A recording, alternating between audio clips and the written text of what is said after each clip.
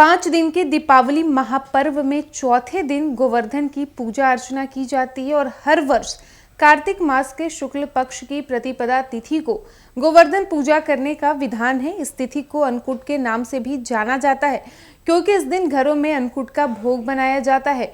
गोवर्धन पूजन के दिन घरों में गोबर से गोवर्धन महाराज की प्रतिमा भी बनाई जाती है और पूरे परिवार के साथ शुभ मुहूर्त में पूजन किया जाता है। मान्यता है कि इस दिन भगवान कृष्ण ने देवराज इंद्र का घमंड चूर किया था और अपनी कनिष्ठा उंगली पर गोवर्धन पर्वत को उठाकर ब्रजवासियों की रक्षा की थी।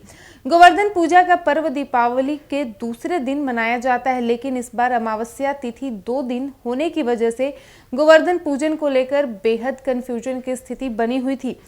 तो आइए जानते हैं गोवर्धन पूजा का पर्व कब है और साथ ही पूजा का शुभ मुहूर्त और पूजा का सही विधान क्या है।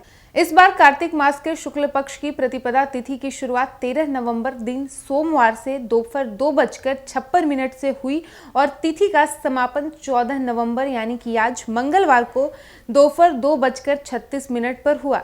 ऐसे में उदया तिथि को मानते हुए गोवर्धन पूजा 14 नवंबर यानी कि आज मनाया जा रहा है। गोवर्धन पूजा का शुभ मुहूर्त 14 नवंबर दिन मंगलवार को शाम 5:25 से रात 9:38 तक होगा। पौराणिक कथाओं के अनुसार कार्तिक मास की प्रतिपदा तिथि को देवराज इंद्र की पूजा हुआ करती थी, लेकिन भगवान कृष्ण ने ब्रजवासियों से कहा कि पूजा का कोई लाभ नहीं मिल रहा है, इसलिए देवराज इंद्र की पूजा ना करें। भगवान कृष्ण की बात मानकर ब्रजवासियों ने पूजा नहीं की। जब ये जानकारी भगवान इंद्र को मिली तो इंद्रदेव ने अपने घमंड के चलते पूरे ब्रज में तूफान और बारिश का कहर मचाया।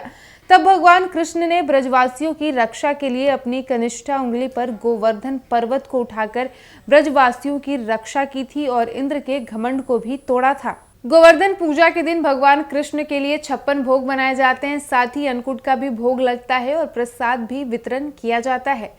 साथ ही आपको बता दें कि गोवर्धन पूजा करने के लिए घर के आंगन में गाय के गोबर से भगवान कृष्ण की प्रतिमा बनाई जाती है। इसके साथ ही गाय, बछड़े व ब्रज आदि की भी प्रतिमा बनाई जाती है। इसके बाद उसको फूलों से सजाया जाता है। फिर शुभ मुहूर्त में गोवर्धन महाराज को रोली, अक्षत, चंदन लगाए। फिर दूध, पान, खील, बताशे, अन्नकूट अर्पित किए जाते हैं और विधि विधान के साथ पूजा अर्चना की जाती है।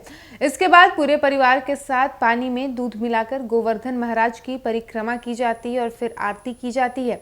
इसके बाद गोवर्धन महाराज के जयकारे लगाए जाते हैं और घर के बड़ों का आशीर्वाद भी लिया जाता है।